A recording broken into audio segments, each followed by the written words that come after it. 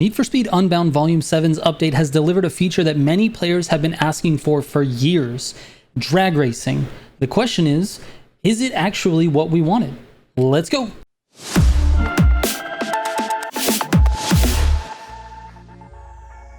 Alright, I've been talking about drag racing since Need for Speed Unbound launched.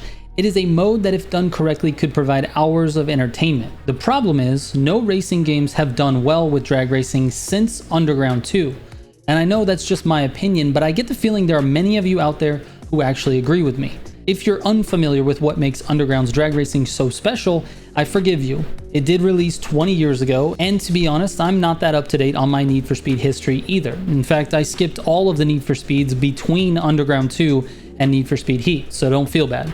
Anyways, Need for Speed Underground 2's drag racing featured something called lane switching. It was its most unique characteristic in my opinion, and it's what has been brought back here with the latest update to Unbound. Quick explanation for people who haven't played the Unbound version or the Underground version. The cars will steer themselves within a given lane. Your job as the racer is to tell the car which lane to be in, and you must avoid all of the traffic and the obstacles and the other players. It adds a bit of strategy on longer races and oftentimes is the difference maker in your success or your failure. Unfortunately, it relies heavily on AI to keep your car basically driving itself and waiting for your input. And being that Unbound really wasn't designed with drag racing in mind, there aren't a whole lot of straight roads to race on, which means the AI actually carries a very heavy load. And for the most part, I think Criterion has done a good job. However, there are occasions where the AI seems to take over the situation when the player actually wants to switch lanes. I'm not sure if it just fails to recognize the input or if it just overrides the player's decision, but sometimes you will go to change lanes and the AI keeps you in that same lane. You see it happening because the car jiggles in the direction that you're trying to change lanes and then snaps back to the existing lane, which doesn't allow the lane change, and this is obviously frustrating when you're trying to switch lanes to avoid traffic or an obstacle. Now, I don't want to beat on that subject too much because it's not a super regular occurrence. Overall, the lane switching mechanic is great to have in the mode. I think it's the most iconic mechanic, and it's the thing that defines the underground drag racing, and I'm glad it's in Unbound. The mode also features a perfect start and perfect shift mechanics with a tire warm-up phase. The tire warm-up phase is short enough to not be annoying and meaningful in that if done correctly, you are rewarded with 2 bars of burst NOS. Why 2, you might ask? Why not 3?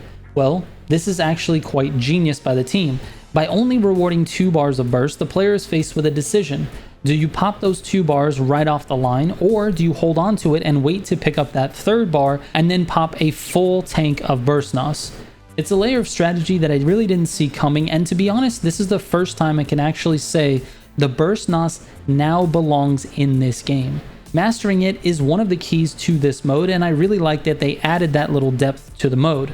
My only complaint about the tire warm-up phase is that the perfect temperature gauge is pretty small, and even though the game gives you a little wiggle room to keep your needle in the right place on the gauge, you can't really use throttle control. You just have to tap the throttle continuously to keep it in that gauge. No matter how softly or strongly you pull the trigger, it seems to be impossible to keep it in there with a steady pull of the trigger.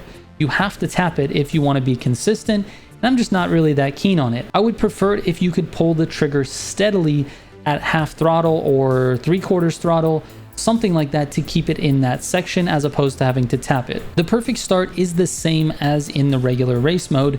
When you get the RPMs to a certain level, the car will highlight to indicate the correct spot, and as long as you keep it there and smash the throttle on go, you'll have an advantage. You can gain an even bigger advantage by immediately popping your burst NOS, but like I mentioned earlier, there's a little bit of strategy with that, and it sort of depends on your car, your build, and the length of the course. Sometimes popping that 2 bar right at the beginning is actually advantageous, especially with cars that don't have very good acceleration off the line. Those cars might be better at accelerating from the middle of the transmission up to the top gears, but they might just have a bad start, and so you want to use your 2 bar right away. But cars that grip up right away off the line, you may want to hold on to it and use the 3 bar because those cars maybe don't have the top end to get you to the finish line in the fastest manner. Anyways, this is something that we're still playing around with, and I think each build, car, and course is going to determine the strategies. Unfortunately, the gauge really doesn't give you any indication that you're within that perfect start range. It sort of confuses you actually, because the perfect shift indicator is not the perfect start range, but it appears on the gauge permanently. I think the UI could be more helpful, but it might be tough for the team because the perfect range is actually different on each car and build. But I would definitely like to see an adjustment, maybe a second indicator that's on the gauge at the start that tells you where you need to be to get a perfect start, and then have the perfect shift in a different location, or just make the perfect start the same thing as the perfect shift. The perfect shift mechanic is very nice to see as well, and by hitting those perfect shifts, you're going to be rewarded with burst NOS. Sometimes. Well, let me explain. Every time you hit a perfect shift, you should be rewarded with a half of a bar of burst NOS.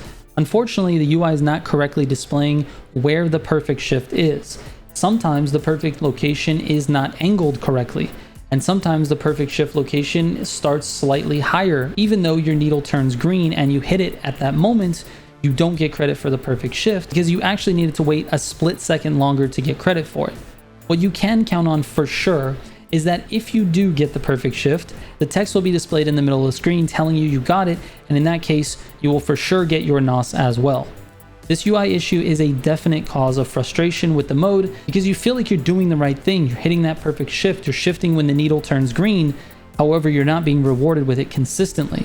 And I think it's just a simple UI issue. If they fix the UI so that it's giving the player the correct feedback, we won't have these issues. This is something that can easily be fixed with an upcoming patch or update to the mode, so I'm not super worried about it. It is unfortunate in the short term though, because the burst NOS and the perfect shifts are so detrimental when you don't have them. Again, I don't want to harp on it too much because overall the game mode is stupid fun, and I can see myself spending tons of time building cars to try and get the best quarter mile times and half mile times. I've already started building a drag race spreadsheet to track the times and the builds for you guys, and of course I'll have more on that in future videos. Now, I did mention earlier that there was traffic and obstacles, and I know some of you are thinking that's terrible. It's going to present all kinds of fairness issues with which lane you spawn in and how heavy the traffic is and how bad are the collisions between players, and I can honestly say I was with you in thinking that until I started playing it. Number one, the traffic density is actually quite balanced. It's there, so it does make the players react and make lane changes. However, it's not overwhelming, nor is it underwhelming. I think they absolutely nailed the balance here, especially when you consider there are also stationary obstacles. The nice thing is that for most races, you only need to make 1 or 2 lane changes to remain free from impact, and that's honestly enough to cause you to have to concentrate on multiple things while still trying to nail the perfect shifts.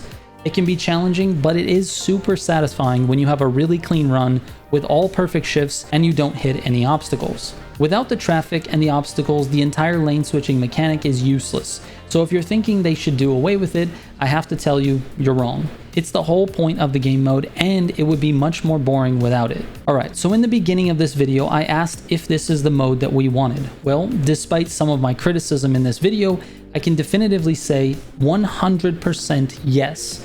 It delivers the entertainment big time. It's such a good modern take on the underground drag racing mode, and it takes what makes underground's drag racing so fun and builds upon it layers of strategy with the burst NOS, the tire warm-ups, and the car building. All in all, I'm very excited to see what they choose to add to this mode. Pink slips. Pink slips. Anyways, I really appreciate you guys watching the video, and let me know what you guys think of the mode in the comments. Please don't try to be super negative. If you have criticisms, please put them down there. I'm sure someone from Criterion will be reading these, so anything you can add and help make this game and mode better would be great. I appreciate it. Thank you guys so much for watching. We'll catch you on the next one. Trigger out.